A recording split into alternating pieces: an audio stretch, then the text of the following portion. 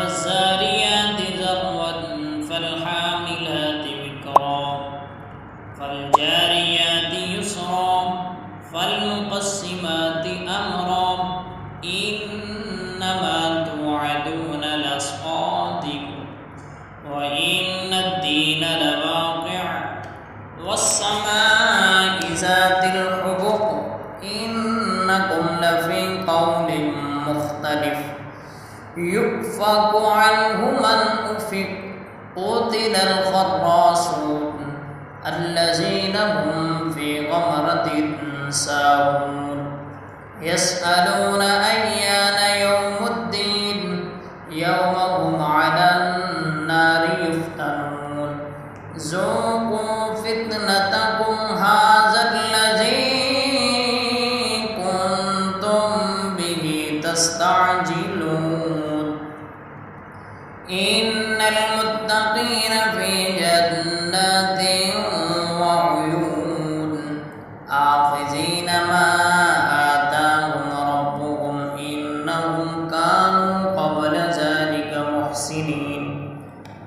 كانوا قليلا من الليل ما يهجعون وبالأسحار هم يستغفرون وفي أموالهم حق للسائل والمحروم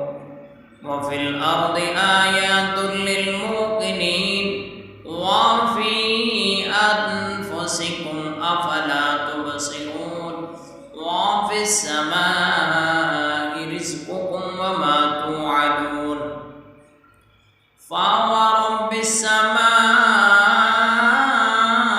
والأرض إنه لحق مثل ما أنكم تنطقون هل أتاك حديث ضيف إبراهيم المكرمين إذ دخلوا عليه فقالوا سلاما قال سلام قوم منكرون فراغ إلى أهله فجاء بعجل سمين فقربه إليهم قال ألا تأكلون فأوجس منهم خيفة قالوا لا تخف وبشروه بغلام عليم فأقبلت امرأة في سرة فسقت وجهها وقالت عجوز عقيم قالوا كذلك قال ربك إنه هو الحكيم العليم قال فما خطبكم أيها المرسلون قالوا إنا أرسلنا إلى قوم مجرمين لنرسل عليهم حجارة من طين مسومة عند ربك للمسرفين فأخرجنا من كان فيها من المؤمنين فما وجدنا فيها غير بيت من المسلمين وتركنا فيها آية للذين يخافون العذاب الأليم وفي موسى إذ أرسلناه إلى فرعون بسلطان مبين فتولى بركنه وقال ساحر أو مجنون فأخذناه وجنوده فنبذناهم في اليم وهو مليم وفي عاد إذ أرسلنا عليهم الريح العقيم ما تذر من شيء أتت عليه إلا جعلته كالرميم وفي ثمود إذ قيل لهم تمتعوا حتى حين فعتوا عن أمر ربهم فأخذتهم الصاعقة وهم ينظرون فما استطاعوا من قيام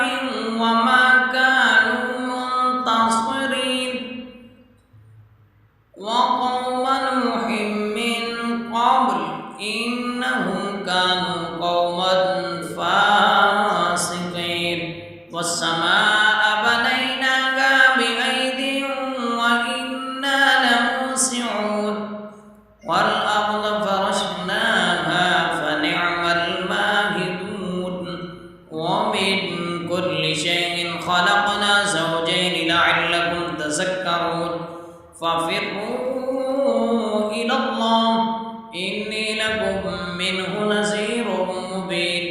ولا تجعلوا مع الله إلها آخر إني لكم منه نذير مبين كذلك ما أتى الذين من قبلهم من رسول إلا قالوا ساحر أو مجنون أتواصوا به بل هم قوم طاغون فتول عنهم فما أنت بملوم وذكر فإن الذكرى تنفع المؤمنين وما خلقت الجن والإنس إلا ليعبدون ما أريد منهم من رزق وما أريد أن يطعمون إن الله هو الرزاق ذو القوة المتين فإن الذين ظلموا ذنوبا